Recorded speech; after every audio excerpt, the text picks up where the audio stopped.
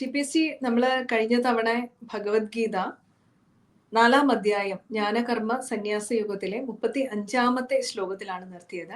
36-ാമത്തെ ശ്ലോകത്തിലേക്ക് കടക്കുന്നതിന് മുമ്പ് അങ്ങയുടെ ആമുഖത്തോടു കൂടി തുടങ്ങാം.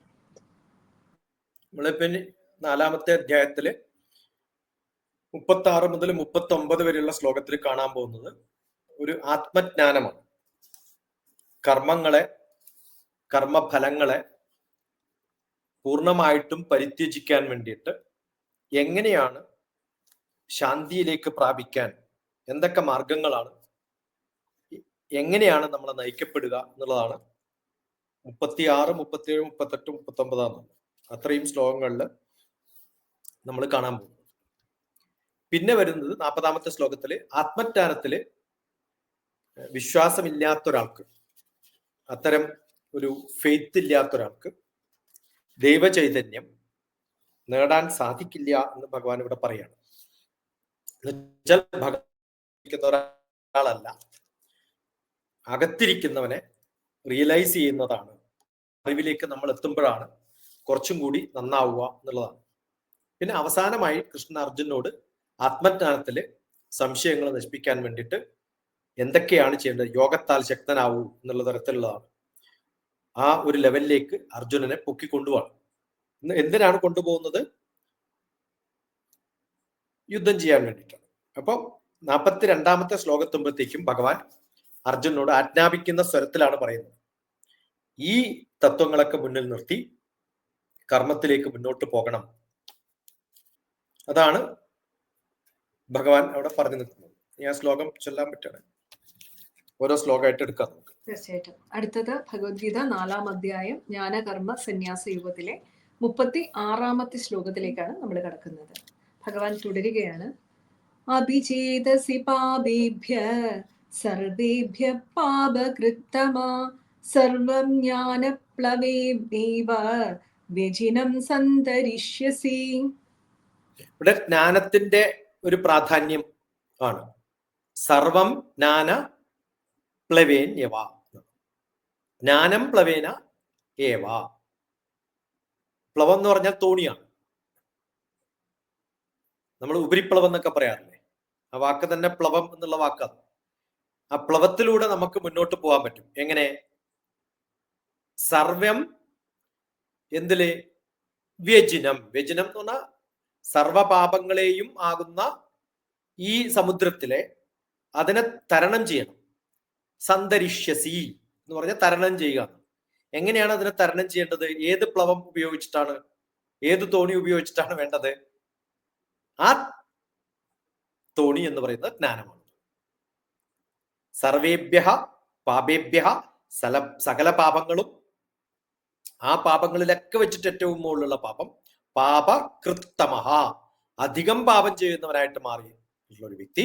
അസി ചേത് അപി, എങ്ങനെയായിട്ട് ഭവിക്കണം അയാള്? ജ്ഞാനപ്ലവേന ഏവ, അറിവുണ്ടെങ്കിൽ മാത്രമേ ഇതിലൊക്കെ കടന്നു പോകാൻ പറ്റുള്ളൂ. അപ്പൊ ഭഗവാൻ കൃത്യമായിട്ടും ഭക്തി അല്ല പ്രാധാന്യം, അറിവാണ് പ്രാധാന്യം എന്ന്. ഞാൻ ഭഗവാനെ സ്നേഹിക്കുന്നു എന്ന് പറഞ്ഞ് ചെയ്യുന്ന മണ്ടത്തരം ചെയ്താലും ഭഗവാൻ വെള്ളത്തിലേക്ക് ചാടും. ആ തോണി ഉണ്ടായാലേ കടക്കാൻ പറ്റുള്ളൂ എന്നാണ്.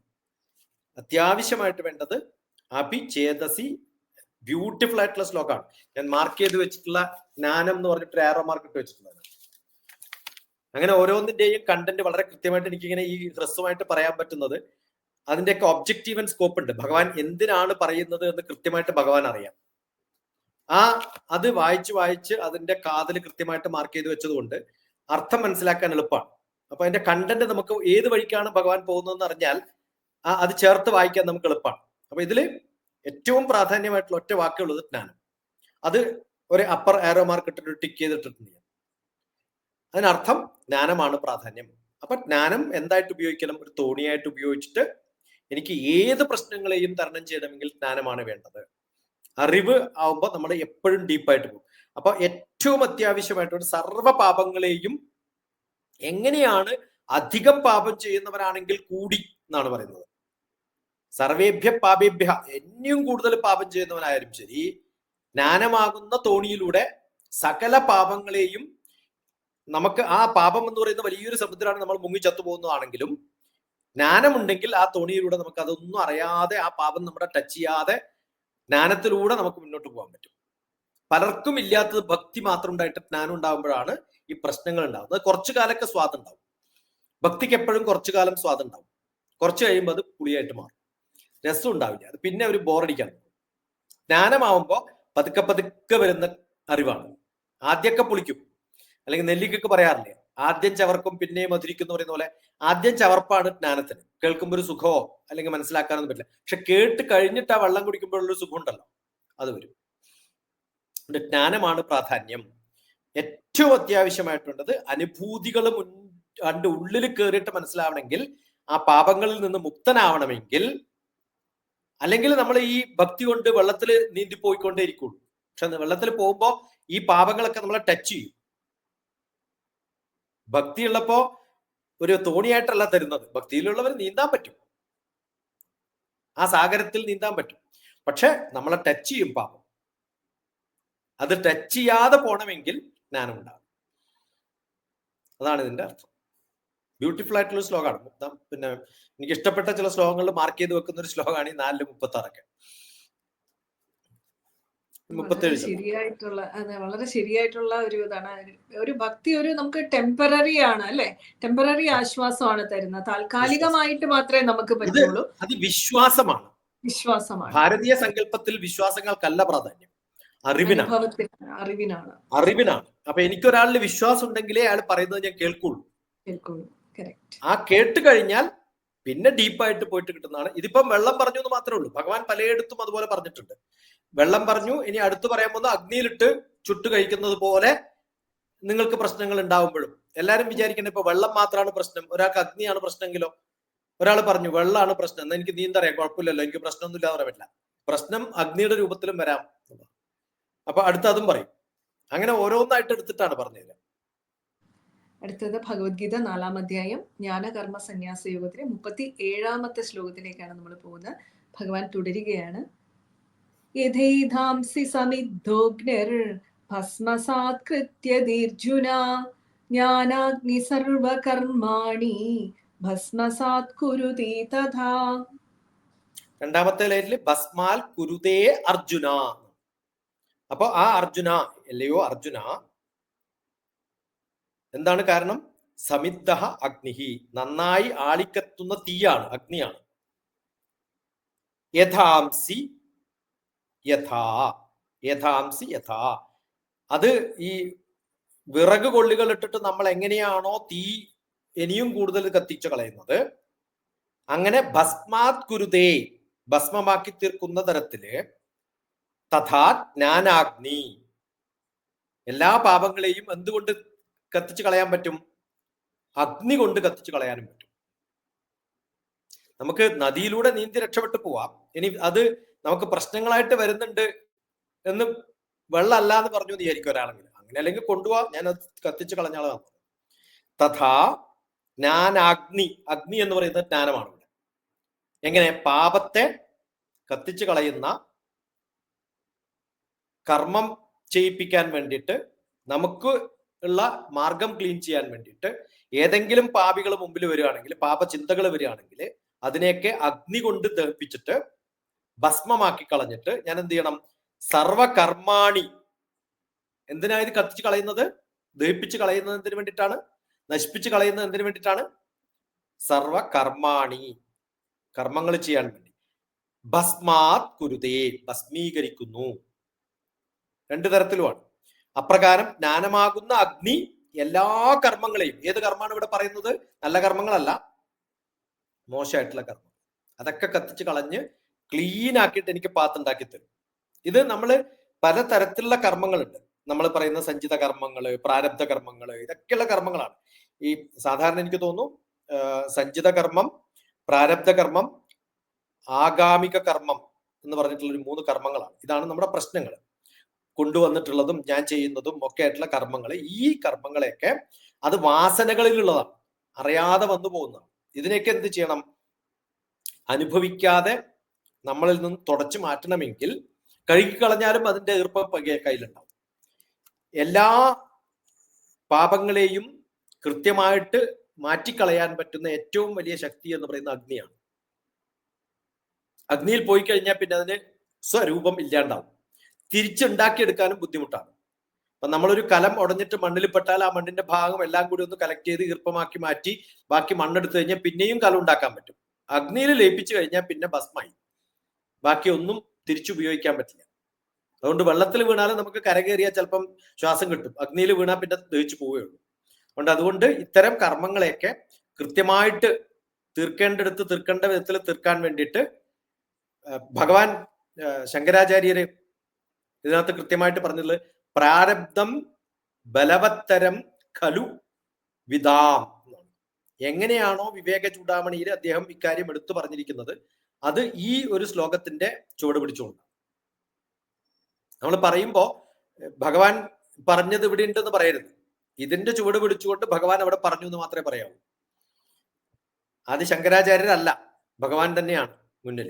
ആ ഭഗവാന്റെ ഈ ചുവട് പിടിച്ചുകൊണ്ട് ശങ്കരാചാര്യർ, അതുകൊണ്ട് അതിനെ എക്സ്പ്ലെയിൻ ചെയ്യാനല്ല ഞാൻ പറയുന്നത്. ചുവട് പിടിച്ച് ശങ്കരാചാര്യർ അങ്ങനെ എഴുതിയിട്ടുണ്ട്. അതുകൊണ്ട് ഈ ശ്ലോകം വളരെ കേമമാണ്, അല്ലെങ്കിൽ അദ്ദേഹം അതെടുത്ത് എഴുതില്ലല്ലോ.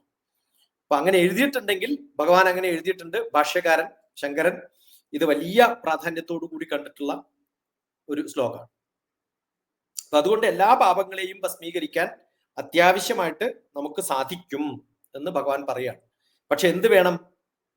അത് ഭസ്മീകരിക്കാനുള്ളതും ജ്ഞാനമാണ്. ഒന്നിൽ നൗകയായിട്ട് പറഞ്ഞു, രണ്ടാമത്തേൽ അഗ്നിയായിട്ടും പറയാം. ഏതൊക്കെ മാർഗങ്ങളിലൂടെ നമുക്ക് കാണാൻ പറ്റുമോ അതൊക്കെ പഠിക്കും. ഇത് പലപ്പോഴും ആ അറിവിനാണ് പ്രാധാന്യം. അതാണ് ഇവിടെ കാണിക്കുന്നത്. വളരെ മനോഹരമായിട്ട് 37ാമത്തെ ശ്ലോകം വിട്ടിട്ടില്ല, ഇനിയും വരും. ജ്ഞാനം ജ്ഞാനം ജ്ഞാനം ജ്ഞാനം തന്നെയാണ്. കാരണം തീരാറാവുമ്പത്തേക്കും ജ്ഞാനത്തിലാണ് പിടിച്ചു നിർത്തുന്നത്. പിടിച്ചിരിക്കുന്നത് എല്ലാത്തിന്റെയും അവസാനം ജ്ഞാനം തന്നെയാണ്, അല്ലെ? എല്ലാത്തിന്റെയും അറിവാണ്.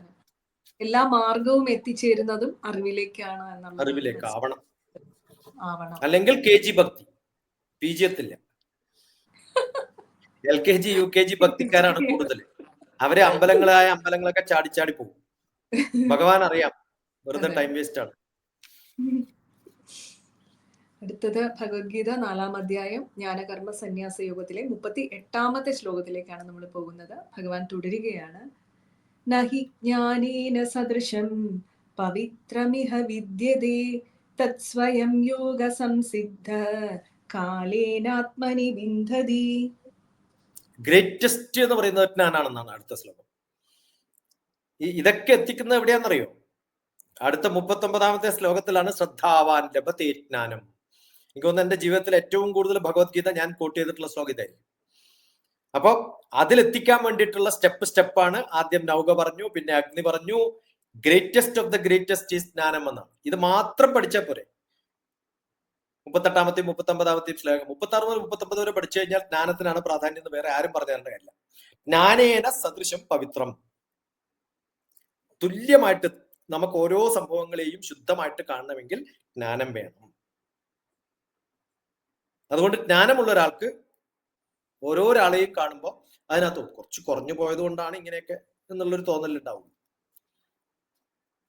അത് ഉണ്ടാക്കിയെടുക്കാനുള്ള മാർഗങ്ങളാണ് നമുക്ക് ഈ ഭഗവാൻ പറഞ്ഞു തരുന്നതെന്നും കൂടി മനസ്സിലാക്കാം. ഇഹന വിദ്യതേ ഹി തത്. ഇവിടെ ഒന്നും ഒരു സംഭവങ്ങളും അറിയപ്പെടുന്നില്ല. അത് ഒറ്റ കാര്യങ്ങളെ അറിയാനുള്ളതുള്ളൂ, അത് ജ്ഞാനം. അജ്ഞാനം കൃത്യമായിട്ട് അറിഞ്ഞാൽ യോഗ സംസിദ്ധ, യോഗസിദ്ധി നേടിയവനായിട്ട് മാറും. യോഗം എന്ന് പറഞ്ഞാൽ ചമ്രം പടഞ്ഞിട്ട് തലകുത്തി നിൽക്കലൊന്നും അല്ല. അത് ഒരു പതഞ്ജലിയും പറഞ്ഞിട്ടില്ല, ഭഗവാനും പറഞ്ഞിട്ടില്ല. യോഗം എന്ന് പറയുന്നത് യോഗ സിദ്ധി നേടിയവനാവണമെങ്കിൽ അറിവുണ്ടാവും. ഒബ്ജക്റ്റീവ് ആൻഡ് സ്കോപ്പ് അറിയാതെ തലകുത്തി നിന്നിട്ടൊന്നും ഒരു കാര്യമില്ല. നേരെ സ്റ്റെപ്പിൽ നിന്നിട്ട് താഴത്ത് നോക്കാൻ പറ്റും, മുകളിൽ നോക്കാൻ പറ്റും, അതെല്ലാവർക്കും പറ്റും. അത് ഏത് സർക്കസുകാരനും പറ്റും. വിദ്യ എന്തിനു വേണ്ടിയാണ് ഇത് ചെയ്യുന്നതെന്ന് അറിയുമ്പോഴേ അവൻ ഏറ്റവും ലോവർ ലെവലിൽ നിന്നും ഹയർ ലെവലിലേക്ക് എത്തുള്ളൂ. കാലേന ആത്മനി എന്നാണ്. കാലക്രമത്തിൽ തന്നെ എന്തുണ്ടാവണം? സ്വയം വിദ്ദന്തി. അത് പതുക്കെ പതുക്കെ താനെ പ്രാപിക്കേണ്ടതാണ്. അത് പതുക്കെ സ്റ്റെപ്പായിട്ട് മനസ്സിലാക്കിയിട്ട് ഓരോ അനാസക്തനും ഒരു അനഹങ്കാരനുമായി മാറുന്ന അർപ്പണ ബുദ്ധി ഉണ്ടാവുന്നത് ആസക്തി ഇല്ലാത്തൊരവസ്ഥയിലേക്ക് ഒരു നിസ്വാർത്ഥമായിട്ട് കാര്യങ്ങൾ ചെയ്യാനുള്ള, കർമ്മങ്ങൾ ചെയ്യാനുള്ള വാസന നമ്മൾ ഉണ്ടാവുന്നത്, അത് ക്ഷയിച്ച് പോകുന്ന ഒരു മനസ്സ് ഒരു ബോധവുമില്ലാതിരിക്കുന്ന ഒരവസ്ഥയിൽ നിന്നും ആത്മജ്ഞാനത്തിന്റെ ആനന്ദത്തിലേക്ക് എത്തണമെങ്കിൽ ഗീതയില് കൃത്യമായിട്ട് ഉപദേശിക്കുന്ന കാലേന എന്ന വാക്ക്, കാലാകാലങ്ങളായിട്ട്, കാലേനാത്മനി എന്ന വാക്കതാണ്. പതുക്കെ പതുക്കെ പതുക്കെ പതുക്കെ അവൻ ആ അവസ്ഥയിലേക്ക് പ്രാപിക്കാൻ സാധിക്കും. അത് എന്തുകൊണ്ടേ സാധിക്കുള്ളൂ? ജ്ഞാനത്തിന് തുല്യമായിട്ട് ശുദ്ധീകരിക്കാൻ പറ്റുന്ന ഒരു സംഭവവും ഈ ലോകത്തില്ല. അറിയപ്പെടാതെ കുറെ കാര്യങ്ങൾ. അതുകൊണ്ടാണ് പല പാട്ടുകളിലും കേട്ടിട്ടില്ലേ, ഭസ്മം കൊണ്ടു നടക്കുന്ന ഇതിനെ പോലെയാണ്, പോത്തിനെ പോലെയാണ് പലരും എന്ന് പറയുന്നത്. ഭസ്മൊക്കെ പൂശിയിട്ടുണ്ടാവും, ഭക്തി മാത്രമേ ഉള്ളൂ. പക്ഷെ എന്തിനാ പൂശണമെന്ന് ചോദിച്ചു കഴിഞ്ഞാല് അറിയില്ല. പിന്നെന്തിനാ പൂശണേ? അറിയില്ലെങ്കിൽ അത് ആരോ പൂശിക്കൊടുത്തു, അത് ഇപ്പോഴും പൂശിക്കൊണ്ടിരിക്കുന്നത് മാത്രം. അതുകൊണ്ട് പോത്ത് ഭസ്മം പേറുന്നത് പോലെ നെറ്റിയിൽ ഭസ്മം പേറി പോയത് കൊണ്ടൊന്നും ഭഗവാന്റെ അടുത്തേക്ക് എത്തില്ല. അതിന് ജ്ഞാനമാകുന്ന യോഗസിദ്ധി നേടി, അത് ഇല്ലെങ്കിലും കുഴപ്പമൊന്നുമില്ല, കാലക്രമേണ സ്വ ആത്മാവിൽ താനേ പ്രാപിക്കേണ്ടതാണ്. ആരെങ്കിലും പറഞ്ഞു കൊടുത്ത് കേട്ടിട്ടൊന്നും കാര്യമില്ല. അത് സ്വയം ഉള്ളില് അനുവർത്തിച്ച് പ്രാപിച്ച് ആ ലെവലിലേക്ക് എത്തേണ്ടതാണ്. അതിന് കാലം പിടിക്കും. അതിനാണ് സത്സംഗം വേണ്ടത്. കേട്ടിട്ട് പാടിയിട്ട് കാര്യമൊന്നുമില്ല. അങ്ങനെ ഇഷ്ടംപോലെ ആൾക്കാരുണ്ടാവും. ചെറിയ കുട്ടികളൊക്കെ ഭഗവത്ഗീത ഈസി ആയിട്ട് ചൊല്ലുമല്ലോ, ഒരു അർത്ഥം അറിയണമെന്നില്ല. അത് എല്ലാവരും പോപ്പുലറൈസ് ചെയ്യും. അത് കേട്ടതുകൊണ്ട് ഒരു ഗുണമില്ല. അത് കാസറ്റ് അതിനേക്കാളും നന്നായിട്ട് യേശുദാസ് പാടിയിട്ടുള്ള ഭഗവത്ഗീതയുടെ അസലായിട്ട്. പക്ഷെ അത് എവിടെ കഷ്ണിക്കണം, എവിടെ കഷ്ണിക്കരുത് എന്നൊന്നും അദ്ദേഹത്തിന് പ്രാധാന്യമില്ല. കാരണം അദ്ദേഹത്തിന് അതിന്റെ രാഗവും താളവും ഒക്കെ ഉള്ളൂ. കേൾക്കാൻ എന്താ സുഖം എന്നറിയോ? പക്ഷെ നമുക്ക് കേൾക്കുമ്പോൾ കുറച്ചൊരു വിഷമമുണ്ട്. കാരണം എവിടെയാണോ അതിന്റെ അർത്ഥം കൃത്യമായിട്ട് നമ്മൾ ഫോക്കസ് ചെയ്ത് കൊടുക്കേണ്ടത് അവിടെ കൊടുക്കുമ്പോഴേ, ഇപ്പൊ ഇതിനകത്ത് ഈ ചൊല്ലുന്ന സമയത്ത് ഞാൻ നേരത്തെ പറഞ്ഞ പോലെ ഓരോ ഈ 36, 37, 38, 39 ഒക്കെ ചെല്ലുമ്പോ ജ്ഞാനം എന്ന വാക്ക് പറയുമ്പോൾ അറിയാതെ ശബ്ദം കൂട്ടിപ്പോണം.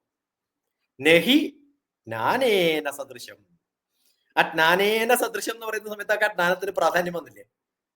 അത് നമ്മളത് അറിയണം. അടുത്തത് ചെല്ലുന്ന സമയത്തും അതുപോലെയാണ്.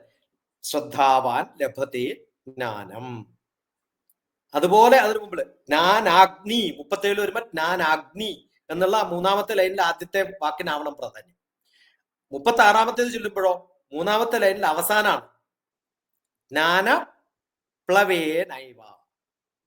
അപ്പൊ അത് ജ്ഞാനമാകുന്ന ബോട്ടിലൂടെയാണ്. ഈ അറിവില്ലെങ്കിൽ അത് ചൊല്ലുമ്പോ എന്താവും? ഇങ്ങനെ അങ്ങോട്ട് ചൊല്ലിപ്പോവും. അത് തീർത്തു എന്ന് പറയാം. സിലബസ് തീർത്തു, ടീച്ചർമാർ തീർക്കുന്ന പോലെ ഞാൻ ചൊല്ലി തീർത്തു, അതുകൊണ്ട് എന്തപ്പോ ഗുണം? അപ്പൊ ആദ്യത്തേതിൽ തോണിയാണ് പറഞ്ഞത്, രണ്ടാമത് അഗ്നിയാണ് പറഞ്ഞത്. ഇപ്പോ യോഗ സംസിദ്ധിക്ക് വേണ്ടിയിട്ട് അവനവൻ പ്രാപിച്ചെടുക്കേണ്ട, അതുകൊണ്ട് യോഗ പഠിപ്പിക്കേണ്ടതല്ല, പ്രാപിച്ചെടുക്കേണ്ടതാണ്. അതിനകത്ത് കൃത്യമായിട്ട് പറഞ്ഞത് യോഗ സംസിദ്ധി എങ്ങനെ ഉണ്ടാവണം? കാലേന ആത്മനി വിദ്ധതി എന്നാണ്. അത് യോഗ എന്ന് പറയുന്നത് ഫിസിക്കലോ മെഡിറ്റേഷൻ എന്ന് പറയുന്ന സമാധി എന്ന് പറയുന്നത് തെറ്റായിട്ട് ഇന്ന് പഠിപ്പിക്കുന്ന തരത്തിലൊന്നും അല്ല. അറിവാകുന്ന ജ്ഞാനമാണ് ഏറ്റവും വലിയ യോഗം. ജ്ഞാനയോഗത്തിലേക്ക് എത്താനാണ് ഭഗവാൻ പറയുന്നത്. ആ ജ്ഞാനയോഗത്തിലേക്ക് എത്തുമ്പോൾ നെഹി ജ്ഞാനേന സദൃശം. അറിവ് പോലെ വേറൊരു സംഭവവും ലോകത്തിൽ നമുക്ക് കൃത്യമായിട്ട് ഒരു സിമിലർ ആയിട്ടുള്ള ഒരു വാക്ക് പറയാൻ പറഞ്ഞാൽ ജ്ഞാനത്തിന് വേറെ വാക്കില്ല. ജ്ഞാനം ജ്ഞാനം തന്നെ. എന്റെ വീട്ടിന്റെ പേര് ജ്ഞാനമാണ്. എന്ത് രസകരമായ ശ്ലോകം എന്നാലോചിച്ചു. ജ്ഞാനത്തെ കുറിച്ച് ഇത്രയും ഒരു ഫിലോസഫറും ലോകത്ത് പറഞ്ഞിട്ടില്ല ജ്ഞാനത്തെ കുറിച്ച് ഇത്ര നന്നായിട്ട്. നമ്മൾ വേറെ ഒരു വെസ്റ്റേൺ ഫിലോസഫറുടെ അടുത്തും പോണ്ട. ഭാരതീയ സങ്കല്പത്തിൽ ഈ 4 ശ്ലോകങ്ങൾ മാത്രം എടുത്താൽ ഭഗവാൻ നമുക്ക് പഠിപ്പിക്കാനുള്ള ജ്ഞാനത്തിന്റെ പ്രത്യേകത. പിന്നെ ബാക്കിയുള്ളതൊക്കെ ആ അറിവ് നേടണമെന്ന് ആഗ്രഹം ഉണ്ടാകുമ്പോൾ ബാക്കി അറിയാതെ വായിച്ചു പോകില്ല. ആദ്യം ജ്ഞാനം വേണമെന്നുള്ള ബോധമല്ലേ വേണ്ടത്. എന്തിനാണ് objective and scope of why you have to learn എന്നാണ് ഇവിടെ പറയുന്നത്. ബ്യൂട്ടിഫുൾ ശ്ലോകം. വളരെ മനോഹരമായിട്ടാണ് ആ ശ്ലോകം വിവരിച്ചത്. 38ാമത്തെ ശ്ലോകം ജ്ഞാനത്തിന്റെ പ്രാധാന്യത്തെക്കുറിച്ച്. അടുത്തത് ഭഗവത്ഗീത 4ാം അധ്യായം ജ്ഞാന കർമ്മ സന്യാസ യോഗത്തിലെ 39ാമത്തെ ശ്ലോകമാണ്. ഭഗവാൻ തുടരുകയാണ്. ശ്രദ്ധാവാൻ ലഭതേ ജ്ഞാനം തത്പര സംയതീന്ദ്രിയഃ ജ്ഞാനം ലബ്ധ്വാ പരാം ശാന്തിം അചിരേണാധിഗച്ഛതി. ഇപ്പൊ ചൊല്ലുമ്പോ ജ്ഞാനം 2 പ്രാവശ്യം കേട്ടപ്പോ ശ്രദ്ധിച്ചില്ലേ? അതാണ് എന്റെ പ്രത്യേകത. ആ ജ്ഞാനം എന്നുള്ള വാക്ക് ശ്രദ്ധിക്കാതെ ചൊല്ലിയാൽ അതിനൊരു സുഖം ഉണ്ടാവില്ല. ഇത് തത്പരഹ എന്നാണ്. എന്താണ് തത്പരഹ? എന്താണ് താല്പര്യം? പരമാത്മാവിന്റെ ഏത് സമ്പാദനത്തിനാണ് നമുക്ക് താല്പര്യമുള്ളതെന്നാണ്. എന്താണ് താല്പര്യം? സംയതേ ഇന്ദ്രിയ, ഇന്ദ്രിയത്തിന് സംയമനം വരുത്താനാണ് എന്റെ താല്പര്യം. ഇന്ദ്രിയ നിഗ്രഹണം എന്ന് പറയുന്ന ഒരു അവസ്ഥയുണ്ടല്ലോ, അതിലേക്ക് എത്തണമെങ്കിൽ എന്ത് വേണം? ഇന്ദ്രിയ നിഗ്രഹണം ഇല്ലാത്തതാണ് ശ്രദ്ധയില്ലാത്തത്. ഞാൻ ഏത് ക്ലാസ്സിൽ പോയാലും കുട്ടികളുടെ ആദ്യത്തെ ചോദ്യം, എനിക്ക് ശ്രദ്ധിക്കാൻ പറ്റുന്നില്ല, ഞാൻ എന്താ ചെയ്യേണ്ടത്? അത് ടീച്ചർമാർ എപ്പോഴും please look at me, please listen to me, they are begging, the teachers are beggars എന്നാ ഞാൻ പറയാറ്. ശ്രദ്ധിക്കാൻ പറ്റുന്നില്ല, എന്നെ ഒന്ന് ശ്രദ്ധിക്കുവോ എന്നാണ് ടീച്ചർമാർ ആദ്യം ചോദിക്കുക. ഭഗവാൻ ഇവിടെ എവിടെയും ശ്രദ്ധിക്കാൻ പറഞ്ഞിട്ടില്ല. അർജുനൻ ശ്രദ്ധിച്ചുകൊണ്ടേയിരിക്കുന്നുണ്ട്. എന്താ കാരണം? ചോദ്യങ്ങളുണ്ട്. ഇപ്പൊ ഇല്ലാത്തത് എന്താണ്? ചോദ്യമില്ല. ശ്രദ്ധിക്കാത്തതുകൊണ്ടാണ് ചോദ്യം ഇല്ലാത്തത്. അപ്പൊ ശ്രദ്ധയുണ്ടാവുമ്പോ ജ്ഞാനം ലഭതേ, ശ്രദ്ധാവാൻ ലഭതേ ജ്ഞാനം. ശ്രദ്ധാലുവിന് എപ്പോഴും ജ്ഞാനം ലഭിക്കും. ശ്രദ്ധ ഉണ്ടാവുമ്പോൾ എന്ത് പറ്റും? ചോദ്യങ്ങൾ വരും. ജ്ഞാനം ലബ്ധ്വാ, ജ്ഞാനം ലഭിച്ചിട്ട് എന്ത് ചെയ്യണം? അജിരേണ, വേഗം തന്നെ എവിടത്തേക്ക് പോണം? പരാം ശാന്തി, പരമമായ ശാന്തിയെ പ്രാപിക്കാൻ സാധിക്കും. അപ്പൊ അവിടെ എന്ത് സംഭവിക്കും? അധിഗച്ഛതി, വളരെ ഫാസ്റ്റ് ആയിട്ട് നിങ്ങൾക്ക് ശാന്തി കിട്ടണമെങ്കിൽ ജ്ഞാനത്തിലൂടെ പോകണം. എന്ത് രസകരമായ ഒരു ശ്ലോകം ആലോചിച്ചു.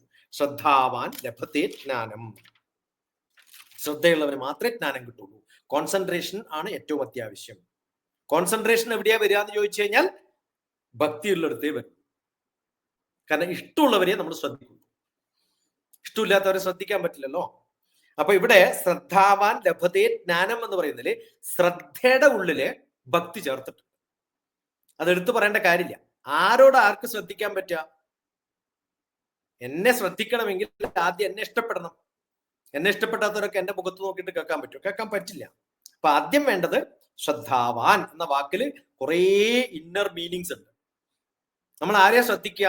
എനിക്ക് ഇഷ്ടമില്ലാത്ത ഒരാൾ പറയുമ്പോൾ എന്തുകൊണ്ടാ ഓപ്പോസിഷനും പിന്നെ പാർട്ടിക്ക് എപ്പോഴും പ്രശ്നം? അവര് ഭരിക്കുന്ന ആൾക്കാർ പറയുന്നൊന്നും കേൾക്കില്ല. കാരണം അവര് ഇഷ്ടമല്ല. ആദ്യം തന്നെ no no no no no no എന്നല്ലേ തുടങ്ങാം. എന്താ പറയുന്നതൊന്നും കേൾക്കില്ലല്ലോ, അതിനു മുമ്പ് നോ തുടങ്ങിയില്ലേ. അപ്പൊ ഏത് സംഭവങ്ങളെയും നമ്മൾ നോ എന്ന് പറയുന്നതിന് പകരം യെസ് എന്ന് പറഞ്ഞിട്ട് കേൾക്കാം. എന്നിട്ട് അത് തെറ്റാണെന്ന് വ്യാഖ്യാനിക്കാം. അപ്പൊ ശ്രദ്ധയില്ലാത്തവന് എന്ത് സാധിക്കില്ല? ആ പറഞ്ഞ വാക്കിന്റെ കണ്ടന്റ് മനസ്സിലാവില്ല. കാരണം ആദ്യം തന്നെ നമ്മൾ ഒബ്ജക്ഷനിലാണ് പോകുന്നത്. അപ്പൊ ഒബ്ജക്റ്റ് ചെയ്യരുത് ഒന്നിനെയും. ശ്രദ്ധിക്കുക, എന്നിട്ട് മനസ്സിലാക്കുക, എന്നിട്ട് അതിൽ നിന്നുള്ള ജ്ഞാനം നേടുക. അങ്ങനെ നമ്മൾ എത്തുന്ന സമയത്ത് നമ്മൾ ഏതവസ്ഥയിലേക്കും? ആ പരമോന്നതമായ അവസ്ഥയിലേക്ക് നമ്മൾ എത്തും. ആ പരമമായ ശാന്തിയെ പ്രാപിക്കാൻ വേണ്ടിയിട്ടാണ്. അൾട്ടിമേറ്റ്ലി എന്താണ് നമുക്ക് വേണ്ടത്? ശാന്തമായിട്ടുള്ള ഒരു അവസ്ഥയാണ്. അതില്ല, ജ്ഞാനം ലഭിച്ചാലേ ശാന്തി ഉണ്ടാവും. അപ്പൊ ആ ജ്ഞാന ലാഭത്തിന് ആവശ്യം വേണ്ട ഗുണങ്ങൾ എന്തൊക്കെയാണെന്ന് എടുത്തു പറയുന്ന ഒരു ശ്ലോകമാണിത്. താല്പര്യം എന്താണ്? ഇന്ദ്രിയ സംയമനം. ഇന്ദ്രിയ സംയമനം ഇല്ലെങ്കിൽ ശ്രദ്ധ ഉണ്ടാവില്ല. ശ്രദ്ധയില്ലാത്തടുത്ത് ലയം ഉണ്ടാവില്ല. ലയമില്ലാത്തടുത്ത് ഭക്തി ഉണ്ടാവില്ല. ഭക്തി ഇല്ലാത്തടുത്ത് ആ ലെവലിലാണ് യമ നിയമ ആസന പ്രാണായാമ പ്രത്യാഹാര ആണ് ഇന്ദ്രിയ നിഗ്രഹം. ധാരണ ആണ് കോൺസെൻട്രേഷൻ. ധ്യാനം ഭക്തിയായി. അതെത്തുമ്പോഴത്തേക്കും നമ്മൾ സമാധിയിലേക്ക് എത്തും. ആ സമാധിയിലേക്ക് എത്തുമ്പോഴത്തേക്കും ശ്രദ്ധ വളരെ ഈസി ആയിട്ട് നടക്കും. ഒരു കാര്യങ്ങളിലും നമ്മൾ ഒരു സംഭവം കേട്ടിട്ട് വിട്ടുപോകില്ല. അതിങ്ങനെ ചെവിയിൽ നിന്നുകൊണ്ടിരിക്കും. നമ്മൾ ഏത് കാര്യം എവിടെ ആര് പറഞ്ഞാലും നമുക്ക് ശ്രദ്ധിക്കാൻ പറ്റും. അങ്ങനെ ഇന്ദ്രിയ സംയമനം ഉണ്ടായാൽ, ശ്രദ്ധയുണ്ടായാൽ, കേവലമായ ഏകാഗ്രതയിലൂടെ മാത്രമല്ല, അതില് ഏത് കാര്യത്തിലാണോ നമുക്ക് ശ്രദ്ധിക്കേണ്ടത് അതിലൊക്കെ അത് ഏകാഗ്രതയാവണമെന്നൊന്നുമില്ല. ഏകാഗ്രത എന്ന ഒന്നിൽ മാത്രം ശ്രദ്ധിക്കുന്ന എന്നുള്ള ധാരണ വേണ്ട. പല കാര്യങ്ങളിലും പാരലി ശ്രദ്ധിക്കാനും കൂടി പറ്റും. പലരുടെയും ധാരണ ഏകാഗ്രത എന്ന് പറഞ്ഞാൽ ഞാൻ ചെയ്യുന്ന വർക്കിൽ മാത്രമല്ല, പല കാര്യങ്ങളിലും പാരലി ചെയ്യാൻ പറ്റും. മൾട്ടി ടാസ്കിങ് പോസിബിൾ ആണ് അത്തരം ആൾക്കാർക്ക്. അതുകൊണ്ട് ഒരു കാര്യം ചെയ്യുന്നത് മറ്റേ കാര്യം മറന്നു പോകുന്നില്ല. എല്ലാ കാര്യങ്ങളും പാരലി അവർക്ക് ചെയ്യാൻ പറ്റും. ആ അവസ്ഥയിൽ എത്തുമ്പോഴാണ് നമ്മളെ സമാധിയിലെത്തുന്നത്. ആ സമാധിസ്ഥന്റെ അവസ്ഥയാണ് അതാണ് പരാം ശാന്തി. സമാധി എന്ന് പറയുന്നതാണ് പരം ശാന്തി, പരാം ശാന്തി, പരമമായ ശാന്തി എന്ന് പറയുന്നത്. അവിടത്തേക്ക് നമുക്ക് എങ്ങനെ എത്താൻ പറ്റും? അജിരേണ അധിഗച്ഛതി എന്നാണ്. രണ്ട് കാര്യങ്ങളാ. 2 പ്രാവശ്യം വേഗം തന്നെ വളരെ ഫാസ്റ്റ് ആയിട്ട് എത്താൻ സാധിക്കുന്നു. വേഗം തന്നെ വളരെ ഫാസ്റ്റ് എന്ന് പറയേണ്ട കാര്യമുണ്ടോ? അപ്പൊ ഭഗവാൻ 2 പ്രാവശ്യം അത് ഒന്നും കൂടി ഫോഴ്സ് ചെയ്ത് പറയാണ്. ആ രൂപത്തിലേക്ക് നമുക്ക് എത്താൻ സാധിക്കണമെങ്കിൽ ഏറ്റവും അത്യാവശ്യമായിട്ട് വേണ്ടത് ഇതാണ്. അത് ആര് പറഞ്ഞു കൊടുക്കുന്നു? ഏത് ഗുരുവിന്റെ അടുത്താണോ ഇതൊക്കെ നമുക്ക് കിട്ടുന്നത്, ജ്ഞാനം ലഭിക്കുന്നത്, ജ്ഞാനം ലഭിച്ചാൽ ഏറ്റവും പെട്ടെന്ന് നമുക്ക് എത്താൻ പറ്റുന്ന അവസ്ഥയിലേക്ക് ആ ജ്ഞാനത്തെ കൊണ്ടെത്തിക്കാൻ സാധിക്കും. അല്ലെങ്കിൽ നമ്മൾ പതുക്കെ പതുക്കെ പതുക്കെ പതുക്കെ കെ ജിക്ക് തന്നെ PG എത്തില്ല. എന്താണ്, എന്തിനാണ്, എവിടെയാണ്, എന്താണെന്നൊക്കെ ചോദിച്ച് why, where, when, how, what എന്ന് ചോദിക്കണമെങ്കിൽ ജ്ഞാനം അറിയാനുള്ള ആഗ്രഹം ഉണ്ടാകും. അപ്പൊ ഇതിൽ ജ്ഞാനമാണ് ഏറ്റവും പ്രാധാന്യം എന്ന് ഭഗവാൻ കൃത്യമായിട്ട് പറഞ്ഞു തന്നിരിക്കുകയാണ്. ബ്യൂട്ടിഫുൾ ശ്ലോകം. ഈ 4-5 ശ്ലോകങ്ങൾ എനിക്ക് തീർന്നിട്ടില്ല. ഈ 41, 42 കൂടി ആകുമ്പോഴത്തേക്കും അങ്ങേയറ്റത്തായി. ജിജ്ഞാസുവിന്റെ പ്രാധാന്യം എന്താണ്, എങ്ങനെയാണ് സംശയം ഉണ്ടാവേണ്ടത്, അങ്ങനെ സംശയം ഉണ്ടായ എന്താ ഗുണം, അങ്ങനെയുള്ളവർക്കേ ജ്ഞാനം ഉണ്ടാവുള്ളൂ എന്നൊക്കെയുള്ളതാണ്. നമ്മൾ ഇത് എല്ലാ പഠിതാക്കൾക്കും, ഭഗവത്ഗീത മാത്രമല്ല, എല്ലാ പഠിതാക്കൾക്കും എന്തറിയണമെങ്കിലും, അത് രാഷ്ട്രീയമാവട്ടെ ബിസിനസ് ആവട്ടെ, ഇതിനൊക്കെ അത്യാവശ്യമായിട്ട് വേണ്ട കാര്യം. അത് കുടുംബത്തിലായാലും എല്ലാ സംഭവങ്ങളും പ്രശ്നം റിസോൾവിങ് ദ സൊല്യൂഷൻസ് കിട്ടാനുള്ള ഒരു പരിപാടി ഉണ്ടല്ലോ. കോൺഫ്ലിക്റ്റോളജി എന്ന് പറയുന്ന സംഭവങ്ങൾ എല്ലായിടത്തും ഉണ്ടാവും. ആ കോൺഫ്ലിക്റ്റോളജി വരുന്ന സമയത്ത് അതിനെ റിസോൾവ് ചെയ്യണമെങ്കിൽ എങ്ങനെ റെസൊല്യൂഷൻസ് കണ്ടെത്താം, പ്രോബ്ലം തന്നെ നമുക്ക് ഒരിക്കലും അകറ്റി നിർത്താൻ പറ്റില്ല. റെസൊല്യൂഷനിലൂടെ, റിസോൾവിലൂടെ അതിനെ തരണം ചെയ്യാനുള്ള കഴിവുണ്ടാക്കിയെടുക്കാനുള്ള മാർഗമാണ് ജ്ഞാനം. അതുകൊണ്ട് ഒളിച്ചോടുകയല്ല വേണ്ടത്. ഞാൻ തയ്യാറാണ് കാണാൻ, പക്ഷെ നമുക്ക് ആ ഒരു സംശുദ്ധിയോടുകൂടി സംസാരിക്കുന്ന തരത്തിൽ ജ്ഞാനത്തെ മാറ്റാൻ പറ്റും. അതാണ് ഇവിടുത്തെ പ്രത്യേകത. വളരെ ആഴത്തിലുള്ള ഒരു വിവരണമായിരുന്നു 39ാമത്തെ ശ്ലോകത്തിന്. റെസൊല്യൂഷൻ അല്ലെ, ജീവിത പ്രശ്നങ്ങളെ കൈകാര്യം ചെയ്യണമെങ്കിലും അറിവ് ഉണ്ടായാൽ മാത്രമേ സാധിക്കുകയുള്ളൂ. എന്ത് കാര്യത്തിനും, എന്ത് പഠിക്കണമെങ്കിലും അതിൽ താല്പര്യം ഉണ്ടാകണം. ആ താല്പര്യം വർദ്ധിച്ചാൽ മാത്രമേ അറിവിന്റെ പൂർണ്ണതയിൽ എത്തുകയുള്ളൂ. അങ്ങനെയുള്ളവർക്ക് മാത്രമാണ് ഇതെല്ലാം പ്രാപ്യം എന്നുള്ളത് മനോഹരമായിട്ടാണ് വിവരിച്ചത്. രസകരമായിട്ടാണ്. ആദ്യം നമ്മൾ പറഞ്ഞത് തൊടാതെ പ്രോബ്ലത്തിന്റെ മുകളിലൂടെ, പ്രോബ്ലം അവിടെ നിന്നോട്ടെ, തൊടാതെ എങ്ങനെ നടന്നു പോവാന്ന്. പിന്നെ പറഞ്ഞതോ അങ്ങനെ പ്രോബ്ലത്തെ തൊടാതെ നടന്നു പോയിട്ട് കാര്യമില്ല, അതിനെ കത്തിച്ച് കളഞ്ഞിട്ട് പോവാം. കത്തിക്കാൻ പറ്റുന്നതാണ് കത്തിക്കാം. കത്തിക്കാൻ പറ്റില്ല എന്നുള്ളത് കൊണ്ടാണ് ആദ്യത്തെ സമുദ്രമായിട്ട് കാണിച്ചത്. കാരണം സമുദ്രത്തെ തീയിട്ടിട്ട് നശിപ്പിക്കാൻ പറ്റില്ലല്ലോ. സമുദ്രമാണ്, അതേപോലെയാണ് നിങ്ങളുടെ പ്രോബ്ലങ്ങൾ. എന്ത് ചെയ്യുക, അതിനെ തൊടാതെ കടന്നു പോവുക. പല പ്രോബ്ലംസും അങ്ങനെയാണ്, സമുദ്രം പോലെയാണ്, തൊടാതെ കടന്നു പോവുക എളുപ്പം. നമുക്ക് അതിനെ നശിപ്പിച്ച് കളയാൻ പറ്റൊന്നുമില്ല, സ്ഥിരമായിട്ടുള്ളതാണ്. അപ്പൊ എന്ത് ചെയ്യണം, തൊടാതെ അങ്ങോട്ട് കടന്നു പോകാം. ഇനി അതിനെ തൊട്ടിട്ട് നമുക്ക് ഒഴിവാക്കാൻ പറ്റുന്നതാന്ന് വിചാരിക്കും, എന്ത് ചെയ്യണം, ചാമ്പലാക്കിയിട്ട് അങ്ങോട്ട് പോവാം. എന്ത് രസകരമായിട്ടാ പറഞ്ഞിരിക്കുന്ന ആലോചിക്കും ഭഗവാൻ. എന്തൊക്കെ ചിന്തകളാണ് ഈ കവിത എഴുതുമ്പോൾ ഉണ്ടാവേണ്ടതെന്ന് ആലോചിച്ചു. അതുകൊണ്ട് ഒരിക്കലും ഏത് സംശയം ചോദിച്ചാലും അതിന് ഉത്തരം ഇതിനകത്ത് പറ്റും. ആ കഴിവുണ്ടാക്കിയെടുക്കലാണ് ജ്ഞാനം. ഇങ്ങനെയൊക്കെ കാണാൻ പറ്റണം നമുക്ക്, അപ്പോഴേ അതിന്റെ സുഖം അറിയുള്ളൂ. അതായത് ചില കാര്യങ്ങൾ നമുക്ക് ഒഴിവാക്കാൻ സാധിക്കില്ല, അതിനെ മാനേജ് ചെയ്യാൻ മാത്രമേ സാധിക്കുകയുള്ളൂ എന്നുള്ള മാനേജ്മെന്റ് തിയറി തന്നെയാണ് ഇവിടെ ഭഗവാൻ പറയുന്നത്. എല്ലാ കാര്യങ്ങൾക്കും പരിഹാരമില്ല, പരിഹാരമില്ലാത്തതിനെ മാനേജ് ചെയ്തുകൊണ്ട് പോവുക. ആ മാനേജ് ചെയ്യണമെങ്കിൽ നമുക്ക് തീർച്ചയായിട്ടും അറിവ് വേണം. അറിവില്ലാതെ ഒരു കാര്യവും കൈകാര്യം ചെയ്യാൻ സാധിക്കില്ല എന്നാണ് അങ്ങ് വ്യക്തമാക്കിയിരിക്കുന്നത്. പരിഹരിക്കുക. കറക്റ്റ്. അടുത്തത് ഭഗവത്ഗീത 4-ാം അധ്യായം ജ്ഞാനകർമ്മ സന്യാസ യോഗത്തിലെ 40ാമത്തെ ശ്ലോകത്തിലേക്കാണ് നമ്മൾ കടക്കുന്നത്. ഭഗവാൻ തുടരുകയാണ്. അജ്ഞശ്ച ശ്രദ്ധധാനശ്ച സംശയാത്മാ വിനശ്യതി നായം ലോകോസ്തദിന പരോ ന സുഖം സംശയാത്മനാ. ന സുഖം സംശയാത്മനാ. സുഖം ന അസ്തി, സുഖം ഉണ്ടാവില്ല. ആർക്ക്? അയം ലോക പരം ച ന അസ്തി. ഈ ലോകത്തും ഉണ്ടാവില്ല, പരലോകത്തും ഉണ്ടാവില്ല. സംശയാത്മനഃ, സംശയാത്മാവിന്. അതുകൊണ്ട് എന്ത് ചെയ്യണം, അതിനെ വിനശ്യതി, നശിപ്പിച്ചു കളയണം. ഏതിനെ? സംശയത്തെ. സംശയം കൊണ്ട് ഇങ്ങനെ നടക്കരുത്. അജ്ഞച അശ്രദ്ധ ധാനച, അജ്ഞനും ശ്രദ്ധയില്ലാത്തവനും. എന്താ പറ്റുക? സംശയാത്മാ, സർവ്വതിനെയും സംശയിക്കുന്നവനും. വിനശ്യതി, സ്വന്തം നശിച്ചു പോകുക. അപ്പൊ നമ്മൾ ക്വസ്റ്റ്യനിങ്ങും ആസ്കിങ് ക്വസ്റ്റ്യൻസും തമ്മിലുള്ള വ്യത്യാസമാണ്. എല്ലാത്തിനെയും നമ്മൾ ക്വസ്റ്റ്യൻ ചെയ്യും. ക്വസ്റ്റ്യൻ ചെയ്യല്ല വേണ്ടത്. അത് പോലീസ് കള്ളനെ പിടിക്കുമ്പോൾ ക്വസ്റ്റ്യൻ ചെയ്യുക. നമ്മൾ കാണുന്നതിനൊക്കെ ക്വസ്റ്റ്യൻ ചെയ്യുന്ന പറയും. ക്വസ്റ്റ്യൻ ചെയ്യരുത്, ആസ്ക് ക്വസ്റ്റ്യൻസ്. രണ്ടും തമ്മിലുള്ള വ്യത്യാസം മനസ്സിലാവുന്നല്ലോ. ഇവിടെ നമ്മൾ ക്വസ്റ്റ്യനിങ് ആണ് നമ്മുടെ തോന്നൽ എന്ന് വിചാരിക്കുക. എന്തുകൊണ്ടാണ് ക്വസ്റ്റ്യൻ ചെയ്യുന്നത്? പോലീസിന് കള്ളനെ സംശയമുള്ളത് കൊണ്ടാണ് ക്വസ്റ്റ്യൻ ചെയ്യുന്നത്. സംശയമില്ലാത്ത ആളെ ക്വസ്റ്റ്യൻ ചെയ്യാൻ പറ്റുമോ? നമ്മളോട് എന്തെങ്കിലും ചോദ്യം ചോദിച്ചാൽ എന്താ എന്നെ സംശയം ഉണ്ടോ എന്ന് ചോദിക്കില്ല നമ്മള്. അതുകൊണ്ടാണോ ചോദിക്കുന്നത്? അങ്ങനെയാണെങ്കിൽ ഞാൻ ഉത്തരം പറയില്ല. അപ്പൊ എന്ത് പറ്റും? നിങ്ങളുടെ സമയവും പാഴായി, എന്റെ സമയവും പാഴായി. ആ അവസ്ഥയിലല്ല നമ്മൾ വേണ്ടത്. അതുകൊണ്ട് അത്തരം സംശയങ്ങളല്ല വേണ്ടത്. ആരെയാ നമ്മൾ ചോദ്യം ചെയ്യാണ്ടിരിക്കുക? വിശ്വസിക്കുമ്പോഴാണ്. അപ്പൊ അവരെ വിശ്വസിക്കുക. ആരെ വിശ്വസിക്കുക? അതിനാണ് സത്സംഗം. എന്റെ അടുത്ത് വരുമ്പോ ഇയാൾക്ക് ഇത് അറിയോ നോക്കാൻ. ചിലരൊക്കെ അങ്ങനെയാണ്. ക്ഷേത്രത്തിൽ പോകുന്ന 4 തരത്തിലുള്ള ആൾക്കാരുണ്ടെന്ന് ഭഗവാൻ പറഞ്ഞല്ലോ. ആർത്തോ ജിജ്ഞാസുര അർത്ഥാത്തി. അതിൽ ആ ജിജ്ഞാസു എന്ന് പറയുന്നവരെ ചിലർ ഞാൻ പറയാറുണ്ട്, ആരൊക്കെ വന്നു എന്നറിയാൻ വേണ്ടി പോകുന്നവരാണ്. അപ്പോ അവിടെ പ്രശ്നം അതാണ്. ആരൊക്കെ വന്നു എന്നറിയാനാണ് പോകുന്നത്. അത് പാടില്ല. എനിക്കൊരു സംശയമില്ലാതെ ഞാൻ പൂർണ്ണമായിട്ട് ഭക്തനാണ് എന്ന് അറിഞ്ഞുകൊണ്ട് പോകുന്ന ഒരാൾക്ക് അയാൾ എന്തിനാണോ പോകുന്നത് അയാൾക്കൊരു ഒബ്ജക്റ്റീവ് ആൻഡ് സ്കോപ്പ് ഉണ്ട്. അതിൽ മാത്രമേ ശ്രദ്ധ ഉണ്ടാവൂ. അപ്പൊ ബാക്കിയുള്ളവരൊന്നും ശ്രദ്ധിക്കാറില്ല. ഇപ്പൊ എന്റെ ജീവിതത്തിൽ എനിക്കൊരു ശ്രദ്ധയുണ്ട്. എന്താണത്? ഞാൻ പഠിച്ചിട്ടുള്ള കാര്യങ്ങള്, ഞാൻ അറിഞ്ഞിട്ടുള്ള കാര്യങ്ങള്, അറിയാൻ ആഗ്രഹമുള്ളവരെ, ശ്രദ്ധിക്കാൻ താല്പര്യമുള്ളവരെ പറഞ്ഞു കൊടുക്കുക. അത്രയ്ക്ക് എന്റെ ഭാഗത്തുണ്ടാവും. ആ ശ്രദ്ധയിൽ ഞാൻ നീങ്ങുന്ന സമയത്ത് നമ്മൾ ആരെങ്കിലും അതിനെതിരെ എന്തെങ്കിലും സംസാരിക്കുന്ന സമയത്ത് ഇഗ്നോർ. അതൊക്കെ പാപങ്ങളാണ്.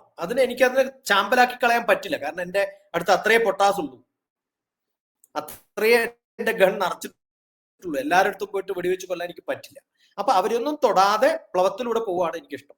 ഇനി അത് നേരെ മുന്നിൽ വന്നിട്ട് വല്ല പ്രശ്നങ്ങൾ ഉണ്ടാക്കാന്ന് വിചാരിക്കുക, അങ്ങനെ കത്തിച്ച് കളയുകയും ചെയ്യും. സൈഡിലൊക്കെ പോകുന്നവരൊക്കെ പോയിക്കോട്ടെ നോക്കാം. അപ്പം ഈ സംശയദൃഷ്ടിയോടുകൂടി അല്ല നമ്മൾ ചോദ്യം ചെയ്യുന്നത്. അപ്പൊ ഭഗവാൻ കൃഷ്ണൻ അർജുനോട് കൃത്യമായിട്ട് അറിയാം എങ്ങനെയാണെന്ന്. അപ്പൊ ഇത് അർജുനന് വേണ്ടിയിട്ടുള്ള ശ്ലോകങ്ങളൊന്നും അല്ല. ഇനി ഈ പറഞ്ഞതിലൊക്കെ നിങ്ങൾക്ക് വല്ല കുഴപ്പമുണ്ടോ ഉണ്ടെങ്കിൽ എന്തിനാണ് പഠിക്കുന്നതിനുള്ള ഒബ്ജക്റ്റീവ് ആൻഡ് സ്കോപ്പ് എന്താണ്? ഈ കാര്യത്തിൽ നമ്മൾ കൃത്യമായിട്ട് പഠിച്ച് അറിഞ്ഞു കഴിഞ്ഞാൽ പിന്നെ അദ്ദേഹത്തെ പൂർണ്ണമായിട്ട് വിശ്വസിക്കാം. അതുകൊണ്ട് യുക്തിയുക്തമുപാധേയം വചനം ബാലകാദപി അന്യത്രണോ അപ്യുക്ത.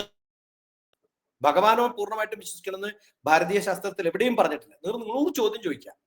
എന്തിനാണ് വിശ്വസിക്കുന്നത്? Why, where, when, how, what, ഓരോന്നിനെയും. അതുകൊണ്ടാണ് ചാർവാകന് നമ്മൾ മഹർഷിയുടെ പദവി കൊടുത്തിരിക്കുന്നത്. ചോദ്യം ചെയ്യുന്നവൻ തെറ്റുകാരനല്ല, അത് അറിയാനാവണം. അല്ലെങ്കിൽ ഞാൻ ഈ ചോദ്യം ചോദിക്കുന്നത് ബാക്കിയുള്ളവരെ അറിയിക്കാൻ വേണ്ടിയിട്ടാണ്. അതുകൊണ്ടാണ് നമ്മൾ ഓരോ ഡിസ്കഷൻ വരുമ്പോഴും ഞാൻ പറയുന്നത് കുഴപ്പമില്ല, പക്ഷെ ഈ ഡിസ്കഷന്റെ ഒബ്ജക്റ്റീവ് എന്താവണം? ആരെങ്കിലും പറഞ്ഞ കാര്യങ്ങളെ ഞാൻ ധിക്കരിക്കാനോ ഖണ്ഡിക്കാനോ അല്ല പറയുന്നത്. ഇതൊരു ഉദാഹരണമായിട്ട് എടുത്തിട്ട് എനിക്ക് കുറച്ച് കാര്യങ്ങളൊക്കെ പറഞ്ഞു കൊടുക്കാൻ സാധിക്കുകയാണെങ്കിൽ അത് വളരെ നല്ല സ്വഭാവമാണെന്ന് പറയുന്നത് അതുകൊണ്ടാണ്. കാരണം ഇതൊക്കെ പഠിച്ചിട്ടാണ് മുന്നോട്ട് പോയിട്ടുള്ളത്.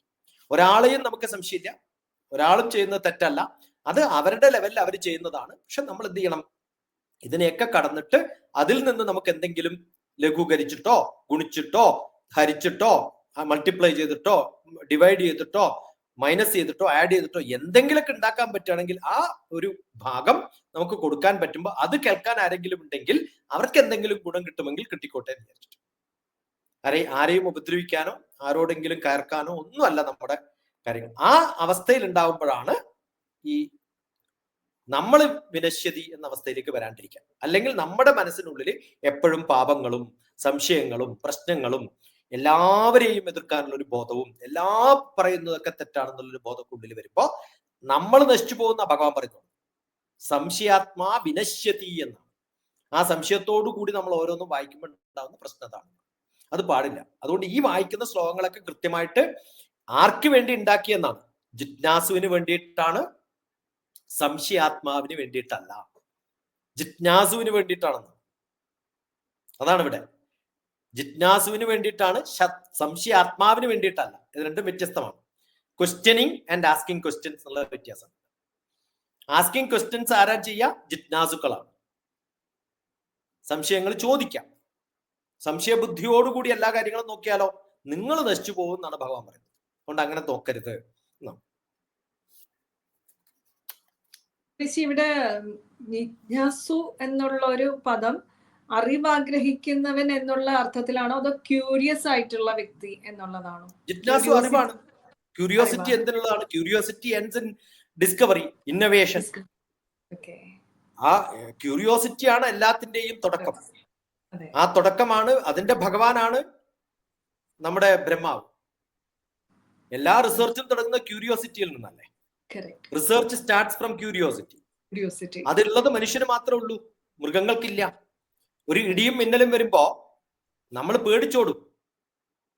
അതല്ലാതെ എവിടുന്നാ വരുന്നത് എന്ന് മുകളിലേക്ക് നോക്കിയാൽ അവൻ ക്യൂരിയസ് ആയി. അതാണ് ക്യൂരിയോസിറ്റി. ആ ക്യൂരിയോസിറ്റി ഉള്ളവർക്ക് എപ്പോഴും ഇൻവെൻഷൻ നടത്താൻ പറ്റും. അയാൾക്ക് ഇൻറ്റ്യൂഷൻസ് ഉണ്ടാവും. നമ്മൾ ശ്രദ്ധിക്കാതെ പോകുന്നതുകൊണ്ടാണ് ഇൻറ്റ്യൂഷൻ ഇല്ലാത്തത്. ഇന്നവേഷൻ ഉണ്ടാവണം, ഇൻറ്റ്യൂഷൻ ഉണ്ടാവണം. അത് കഴിഞ്ഞിട്ടാണ് ഡിസ്കവറിയിലേക്കൊക്കെ ചാടുക. അപ്പൊ അത് ഉണ്ടാവണമെങ്കിൽ അത്യാവശ്യമായിട്ട് വേണ്ടത് ജിജ്ഞാസു. അത് ഈ ഇപ്പം ഇതിനകത്ത് ഭഗവാൻ പറഞ്ഞിട്ടുള്ള ഒരു ശ്ലോകം ഉണ്ടല്ലോ, ശ്രദ്ധാവാൻ ലഭതേ ജ്ഞാനം എന്നുള്ളത്. അതെനിക്ക് തിരിച്ചു വേണമെങ്കിൽ ജിജ്ഞാസു ലഭതേ ജ്ഞാനം എന്നും പറയാം. ശ്രദ്ധ ഉണ്ടാവണമെങ്കിൽ ജിജ്ഞാസ ഉണ്ടാവണം. എന്താണെന്ന് അറിയാമെന്ന് നമ്മൾ അറിയാതെ കണ്ണു മിഴിച്ചു പോയില്ലേ? ആശ്ചര്യം എന്നുള്ളതാണ് ഏറ്റവും ലോകത്തിലെ എന്താണ് ലോകത്തിലെ ഏറ്റവും വലിയ അത്ഭുതം? ലോകത്തിലെ ഏറ്റവും വലിയ അത്ഭുതം എന്താണ്? ധർമ്മപുത്രരോട് ചോദിക്കുന്ന യക്ഷപ്രശ്നത്തിലെ ഒരു പ്രശ്നമാണ്. എന്താണ് ലോകത്തിലെ ഏറ്റവും വലിയ അത്ഭുതം? ആ അത്ഭുതത്തിൽ ഏറ്റവും വലിയ അത്ഭുതം എന്ന് പറയുന്നത് ഇതാണ്. എന്താണ് എന്ന് അറിയാനുള്ള അറിവ്, ജിജ്ഞാസയാണ്. അത് എന്താണെന്ന് അറിയാനുള്ള ഒരു അറിവ് നമുക്കില്ലെങ്കിൽ തീർന്നില്ലേ കഥ? അതുകൊണ്ട് ആ ജിജ്ഞാസയാണ് നമുക്ക് വേണ്ടത്. അതാണ് നമ്മളെ ഏറ്റവും വലിയ മഹാനാക്കുന്നത്. അറിയാനുള്ള ആഗ്രഹം, അതാണ് അത്യാവശ്യം. അറിവിലേക്കുള്ള ആദ്യ പടിയാണ് ജിജ്ഞാസ എന്നുള്ളതാണ്, ക്യൂരിയോസിറ്റി എന്നുള്ളത്. സംശയത്തിൽ ഒരിക്കലും അവന് ജിജ്ഞാസു ആവാൻ പറ്റില്ല. അവൻ അതിന്റെ മുകളിൽ ഇങ്ങനെ എന്ത് പറയുമ്പോഴും പിന്നെയും സംശയം. ഡൗട്ട് ജോസഫ് എന്നുകൊണ്ട് നമ്മൾ പറയാറുണ്ട് പണ്ട് ചെറുപ്പത്തിലൊക്കെ. ഇടക്കിടക്ക് ചോദ്യം ചോദിച്ചു. അവൻ ഈ പറയുന്നതിൽ ശ്രദ്ധിക്കില്ല. അടുത്ത ചോദ്യം ചോദിക്കാൻ വേണ്ടിയിട്ടാണ് ഇത് കേൾക്കുന്നതിന് മുമ്പ് അടുത്ത ചോദ്യം മനസ്സിൽ വരും. കേട്ട് കഴിഞ്ഞാലല്ലേ അടുത്ത ചോദ്യം ഉണ്ടാവാൻ പാടുള്ളൂ. അങ്ങനെയില്ല. അടുത്തത് ഭഗവത്ഗീത 4-ാം അധ്യായം ജ്ഞാനകർമ്മ സന്യാസ യോഗത്തിലെ 41-ാമത്തെ ശ്ലോകത്തിലേക്കാണ് നമ്മൾ പോകുന്നത്. ഭഗവാൻ തുടരുകയാണ്. യോഗ സന്യസ്ത കർമാണം ജ്ഞാനസ്വംഛിന്ന സംശയം ആത്മബന്ധം ന കർമാണി നിബധ്നന്തി ധനഞ്ജയ. ഈ എന്തിനാണ് ജ്ഞാനം ഉണ്ടാവുമ്പോഴാണ് നമുക്ക് യോഗ സന്യസ്ത കർമാണം, യോഗം കൊണ്ട് കർമ്മങ്ങളെ ത്യജിക്കാൻ പറ്റുന്നൊരവസ്ഥ നിങ്ങൾക്ക് ഉണ്ടാവില്ല. യോഗം കൊണ്ട് ഇതൊക്കെ എന്റെ ബന്ധുക്കളാണല്ലോ, അവരെ ഫൈറ്റ് ചെയ്യാൻ പറ്റില്ല എന്നൊക്കെ പറഞ്ഞല്ലോ അർജുൻ. അവിടുന്ന് പടിപടി കൊണ്ടുവന്നിട്ട് അവസാനം ഈ 42-ാമത്തെ ശ്ലോകത്തുമ്പോഴത്തേക്കും യുദ്ധം ചെയ്യാൻ റെഡിയാക്കുകയാണ്. അത് ഞാൻ പറഞ്ഞത് കൊണ്ടല്ല ചെയ്യുന്നത്, ജ്ഞാനം കൊണ്ടാണ്. ജ്ഞാനം ഉണ്ടാവുന്ന എങ്ങനെയാണ്? ഉള്ളിൽ നിന്നുണ്ടാവേണ്ടതാണ്. ഇനി കുറേ സംശയങ്ങൾ നീ ചോദിച്ച പോലെ ചോദിച്ചാല് നിന്നെ തന്നെ നീ നശിപ്പിക്കുകയാണ്. കർമ്മം ചെയ്യില്ല, ചോദിച്ചുകൊണ്ടേയിരിക്കും. അത് പാടില്ല. എന്നിട്ട് എന്ത് ചെയ്യണം? ഇവിടത്തെ യോഗ സന്യസ്ത കർമാണാം, യോഗം കൊണ്ട് കർമ്മങ്ങളെ ത്യജിക്കുന്നവനാണ്. എങ്ങനെയുള്ള കർമ്മങ്ങളെയല്ല, കർമ്മഫലങ്ങളെയാണ്. അതുകൊണ്ടുണ്ടാവുന്ന ബോണ്ടേജുകളെ, അതിനെ ത്യജിക്കാൻ സാധിക്കണം. ധനഞ്ജയ എന്നാണ് ഇവിടെ വിളിച്ചിരിക്കുന്നത്. അർജുന എന്ന് വിളിക്കുമ്പോഴും ധനഞ്ജയ എന്ന് വിളിക്കുമ്പോഴും വ്യത്യാസമുണ്ട്. ധനഞ്ജയ എന്നാണ് വിളിച്ചിരിക്കുന്നത്. അപ്പൊ നീ അതിനായിട്ട് നിയോഗിക്കപ്പെട്ടിട്ടുള്ളതാണ്. ധനു ഉപയോഗിക്കാത്തവനാണെങ്കിൽ പിന്നെ ഇത് കൊണ്ട് നടക്കേണ്ട കാര്യം എന്താന്ന് പച്ച മലയാളത്തിൽ ചോദിച്ചാൽ അങ്ങനെയാണ്. അതുകൊണ്ട് എന്ത് ചെയ്യണം? ആത്മബന്ധം കർമാണി, ആത്മനിഷ്ഠയോടുകൂടി കർമ്മങ്ങൾ ചെയ്യണം. ഉള്ളിന്റെ ഉള്ളില് ഒരു സൂപ്പർഫിഷ്യൽ ആയിട്ട് മനസ്സ് പറയുന്നു എന്നുള്ളത് കൊണ്ട് പറഞ്ഞു കഴിഞ്ഞാൽ കുറച്ച് കഴിയുമ്പം നമ്മൾ തന്നെ നമ്മളോട് ചോദിക്കും, നീ എന്തിനാ അത് ചെയ്യാൻ പാടില്ലായിരുന്നല്ലോ, ചെയ്യണമായിരുന്നല്ലോ എന്നൊക്കെയുള്ള തോന്നൽ നമ്മുടെ ഉള്ളിൽ നിന്ന് വരുന്നത് ആത്മാവെന്ന് വരാത്തോണ്ടാണ്. മനസ്സെന്നാണ്, സൂപ്പർഫിഷ്യലാണ്, പെട്ടെന്നുള്ള റിയാക്ഷനോട് കൂടിയാണ് വരുന്നത്. ആ അവസ്ഥയിൽ നീ ചെയ്യേണ്ട കാര്യമില്ല. എങ്ങനെ ചെയ്യണം? ആത്മബന്ധം കർമാണി, ആത്മാവിന്റെ നിഷ്ഠയോടുകൂടി കർമ്മങ്ങൾ ചെയ്യാൻ നീ നിബന്ധനന്തി, ഒരു ബന്ധങ്ങളെയും ബന്ധമില്ലാത്ത തരത്തില് കർമ്മത്തിനോട് മാത്രം ബന്ധം കൽപ്പിച്ചിട്ട്, കർമ്മം എന്തിനു വേണ്ടിയാണ്? യോഗ സന്യസ്ത കർമ്മമാണ്, ബാക്കിയുള്ളവരുടെ ഗുണങ്ങൾക്ക് വേണ്ടിയിട്ട്. ജ്ഞാനം സംഛിന്നമായിട്ട് സംശയങ്ങളെ ഒഴിവാക്കിക്കൊണ്ട് അതിനെയൊക്കെ ഛേദിച്ചുകൊണ്ട്, സംശയങ്ങളെ ഛേദിക്കണം. എന്തുകൊണ്ടാണ് സംശയങ്ങളെ ഛേദിക്കേണ്ടത്? ജ്ഞാനത്തെ കൊണ്ട് ഛേദിക്കണമെന്ന്. അങ്ങനെ മനസ്സിലാക്കിയിട്ട് നിനക്ക് ഉറപ്പുണ്ട് ചെയ്യുന്ന കർമ്മങ്ങൾ നല്ല കർമ്മങ്ങളാന്ന് തോന്നുകയാണെങ്കിൽ, ആത്മജ്ഞാനിക്ക് ഞാൻ ചെയ്യുന്ന കർമ്മങ്ങൾ ഒരിക്കലും കുറച്ച് കഴിയുന്ന സമയത്ത് തെറ്റാണെന്ന് തോന്നില്ല. കാരണം അത് ബുദ്ധിയിൽ നിന്ന് വരുന്നതല്ല, മനസ്സിൽ നിന്ന് വരുന്നതല്ല, ആത്മാവിൽ നിന്ന് വരുന്നത്. അങ്ങനെ ആത്മാവിൽ നിന്ന് വരുന്നവരാണ് ആത്മീയ പുരുഷന്മാർ. ആ കൈവല്യ സ്വരൂപത്തിലേക്ക് എത്തുമ്പോഴാണ് നമ്മൾ ചെയ്യുന്ന ഓരോ കർമ്മങ്ങളും ഫലം കാംക്ഷയില്ലാതെ മറ്റൊരാൾക്ക് വേണ്ടിയിട്ട് ഞാൻ ചെയ്യുന്നതായിട്ട് തോന്നുകയും അതിൽ എനിക്കൊരു ബന്ധമില്ല, ഇത് കിട്ടിയാൽ എനിക്ക് ഇന്നത് കിട്ടും, അങ്ങനെ ഒരു തോന്നലൊന്നുമില്ല. അപ്പൊ നമ്മൾ ഓരോ കർമ്മങ്ങൾ ചെയ്യുമ്പോഴും ഞാൻ എന്തിനാണ് ഇത് ചെയ്യുന്നത്? എനിക്ക് വേണ്ടിയാണോ? എനിക്ക് സുഖം കിട്ടാനാണോ? ബാക്കിയുള്ളവരെ ഉപദ്രവിക്കാനാണോ? അവർക്ക് ഉപദ്രവം വരുമ്പോൾ എനിക്ക് സുഖം കിട്ടാനാണോ? അല്ല, അതുകൊണ്ട് ലോകത്തിന് വല്ല ഗുണമുണ്ടോ എന്ന് ആലോചിച്ച് നോക്കുക. അപ്പൊ ലോകത്തിന് ഗുണമായിട്ടുള്ള ലോകാനാം ഉപകാരായ ഏതത് സർവം അതാണ് അത്യാവശ്യം. അതാണ് ഞാൻ ചെയ്യേണ്ടത്. അർജുന, ധനഞ്ജയ, അതുകൊണ്ട് യോഗം കൊണ്ട് കർമ്മത്തെ ചെയ്യുക. അങ്ങനെ ചെയ്യുമ്പോൾ ത്യജിച്ചവനായും ജ്ഞാനം കൊണ്ട് ചെയ്യുമ്പോൾ സംശയങ്ങളെ നശിപ്പിച്ചവനുമായിട്ട് ആത്മജ്ഞാനിയായിട്ട് മാറിക്കൊണ്ട് കർമ്മങ്ങൾ ചെയ്യാൻ നീ നിയുക്തനാണ്. ഏത് കർമ്മാണെന്ന് അടുത്ത ശ്ലോകത്തിൽ പറയും. ഞാൻ ഇതൊക്കെ അൾട്ടിമേറ്റ്ലി എത്തിക്കുന്നത് എന്തിനു വേണ്ടിയിട്ടാണെന്നുള്ളത് നമുക്കറിയാം. അതാണ് ആ 42ാമത്തെ ശ്ലോകത്തിൽ നമ്മൾ പറയാൻ പോകുന്നത്. വളരെ മനോഹരമായ ഒരു വിവരണമായിരുന്നു അത്. 41ാമത്തെ ശ്ലോകം. അടുത്തത് അവസാനത്തെ ശ്ലോകമാണ്. ഭഗവത്ഗീത 4-ാം അധ്യായം ജ്ഞാന കർമ്മ സന്യാസ യോഗത്തിലെ അവസാനത്തേതായിട്ടുള്ള 42ാമത്തെ ശ്ലോകമാണ്. ഭഗവാൻ തുടരുകയാണ്. തസ്മാദജ്ഞാന സംഭൂതം ഹൃത്സ്ഥം ജ്ഞാനാസിതാത്മനഃ ചിത്വൈനം സംശയം യോഗം ആദിഷ്ടോത്തിഷ്ഠ ഭാരത. ഭാരത ഉത്തിഷ്ഠ, ഉത്തിഷ്ഠത ജാഗ്രത, വിവേകാനന്ദ സ്വാമികൾ പറഞ്ഞിട്ടുണ്ടല്ലോ. ഇതിനെ ചുവട് പിടിച്ചുകൊണ്ടാണ്. ഈ ഒറ്റ ശ്ലോകമല്ല, ഞാൻ ഈ 4:42 എന്ന് പറഞ്ഞിട്ട് എഴുതി വെച്ചിട്ടുള്ള 4 ശ്ലോകങ്ങൾ ഇതിനകത്ത് കോട്ട് ചെയ്ത് വെച്ചിട്ടുണ്ട് എന്റെ സ്റ്റിക്കറിൽ. അതിലൊന്ന് 2ാമത്തെ അധ്യായത്തിൽ 18ാമത്തെ ശ്ലോകത്തിൽ ഭഗവാൻ കൃത്യമായിട്ട് അർജുനോട് എഴുന്നേറ്റിട്ട് ഫൈറ്റ് ചെയ്യാൻ പറയുന്നുണ്ട്. പിന്നെ പറയുന്നത് 3-ാം അധ്യായത്തിൽ 30ാമത്തെ ശ്ലോകത്തിലാണ്. ഇപ്പൊ 4ാമത്തെ അധ്യായത്തിൽ 42ാമത്തെ ലാസ്റ്റ് ശ്ലോകത്തിലാണ്. ഇനി പറയാൻ പോകുന്നത് 8ാമത്തെ അധ്യായത്തിൽ 7ാമത്തെ ശ്ലോകത്തിലാണ്. ഇങ്ങനെ 1, 2, 3, 4 അധ്യായങ്ങളില് 4 ശ്ലോകങ്ങളിലാണ് ഉത്തിഷ്ഠത, അത്യുഷ്ഠോത്തിഷ്ഠ ഭാരത. നീ ഒട്ടനെ എഴുന്നേറ്റിട്ട് എന്ത് ചെയ്യണം? യോഗം ആദിഷ്ട, യോഗത്തെ, കർമ്മയോഗത്തെ ആശ്രയിച്ചുകൊണ്ട് അനുഷ്ഠിച്ചുകൊണ്ട് എന്ത് ചെയ്യണം? ഭാരത ഉത്തിഷ്ഠത, ഹേ അർജുന എഴുന്നേക്ക് നിൽക്കാം. എന്നിട്ട് ചെയ്യാം. തസ്മാത്, എന്ത് കാരണം?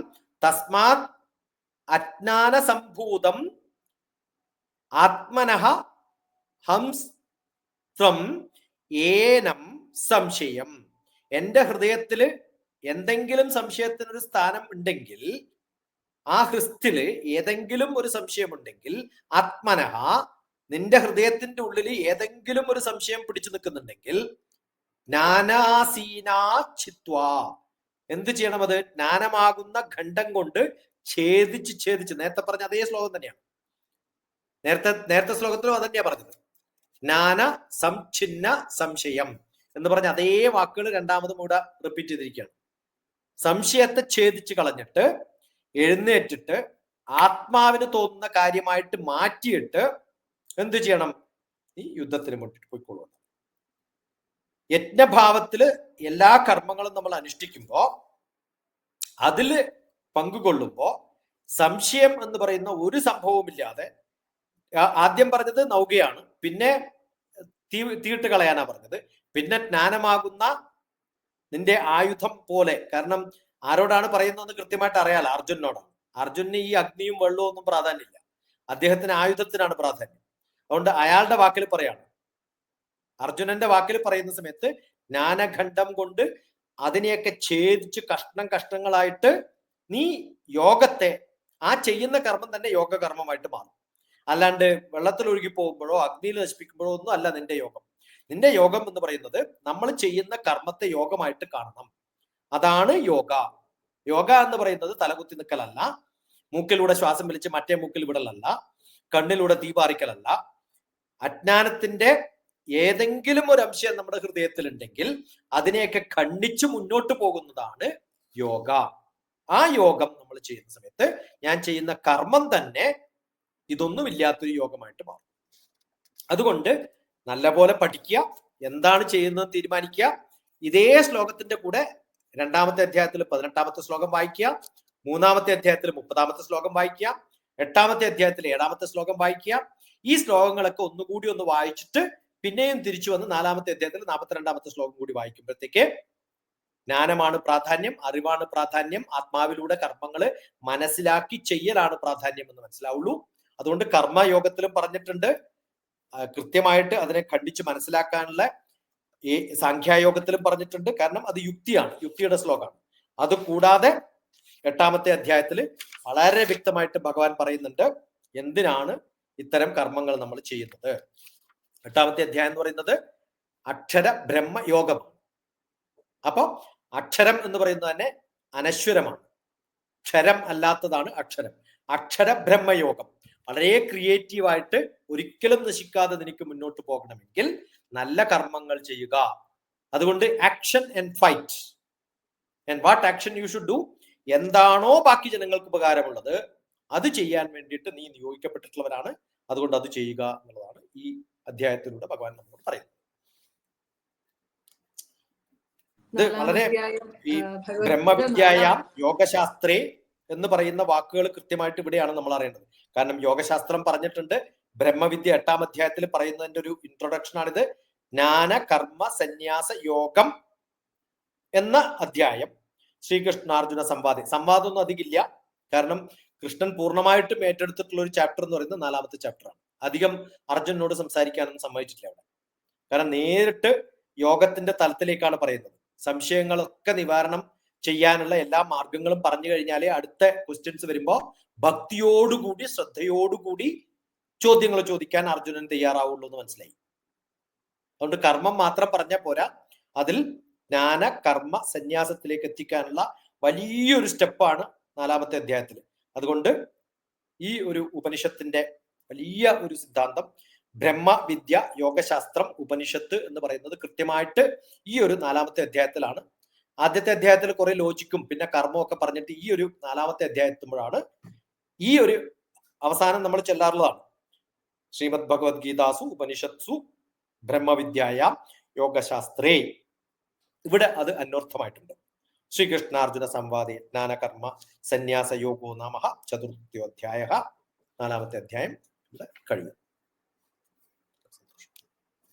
ഒരുപാട് നന്ദി. 4ാം അധ്യായം വരെ നമുക്ക് ഓരോ തവണയും ഓരോ ശ്ലോകത്തിനും ഇതുവരെ കേട്ടിട്ടില്ലാത്ത വ്യത്യസ്തമായിട്ടുള്ള തലത്തിൽ നിന്നുകൊണ്ടാണ് അങ്ങ് വിവരിച്ചത്. ഒരുപാട് നന്ദി. നമസ്കാരം. വന്ദേ മാതരം. ശ്രീകൃഷ്ണ പരമാത്മാവിന്റെ തൃപ്പാദങ്ങളിൽ, ജഗദ്ഗുരുവിന്റെ തൃപ്പാദങ്ങളിൽ വന്ദിച്ചുകൊണ്ട് ഒരുപാട് നന്ദി.